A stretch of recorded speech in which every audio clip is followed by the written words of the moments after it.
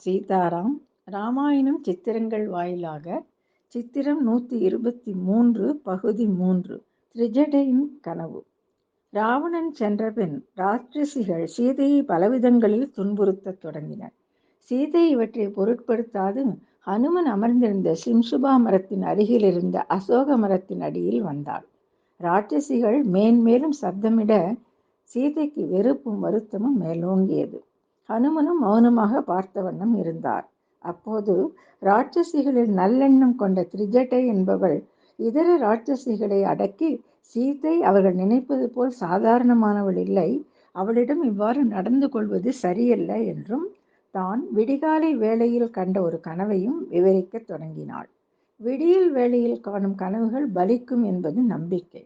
அந்த கனவில் ராமர் ஒரு பளிங்கு விமானத்தில் 4 தந்தங்கள் கொண்ட யானை மீது அமர்ந்து வெண்பட்டு உடுத்தி மாலை தரித்தபடி லக்ஷ்மணருடனும் சீதையுடனும் ஆகாயத்தில் பறந்து செல்வதையும், அது வடக்கு திசையில் பயணிப்பதையும், அந்த விமானத்திலிருந்து ராவணன் எண்ணெய் பூசிய உடலுடன் சிகப்பு வஸ்திரம் தரித்து கீழே விழுவதையும் பார்த்ததாக வர்ணித்தாள். கழுதைகள் பூட்டிய ரதத்தில் அவன் சென்று கொண்டிருப்பதையும், கும்பகர்ணன் மற்றும் ராவணனது புதல்வர்களையும் அதே போன்ற நிலையிலும் கண்டதையும் குறிப்பிட்டார்.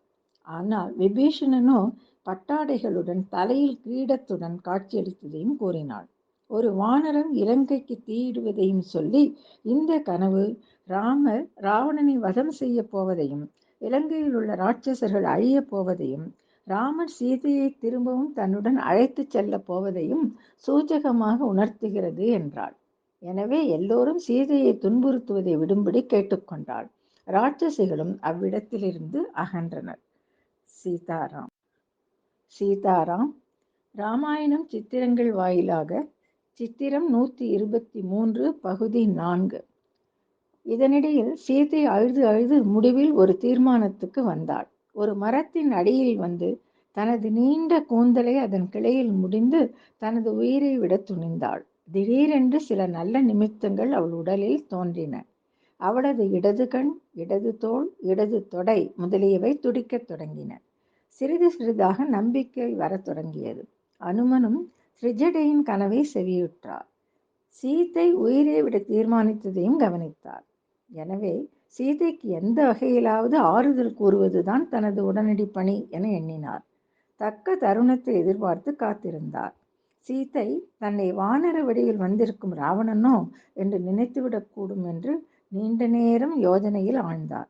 அவள் தன்னை நம்பும் வண்ணம் எப்படி அறிமுகப்படுத்திக் கொள்வது என சிந்திக்கத் தொடங்கினார்.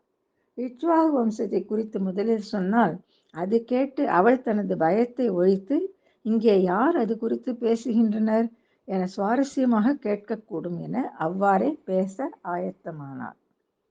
சீதாராம்.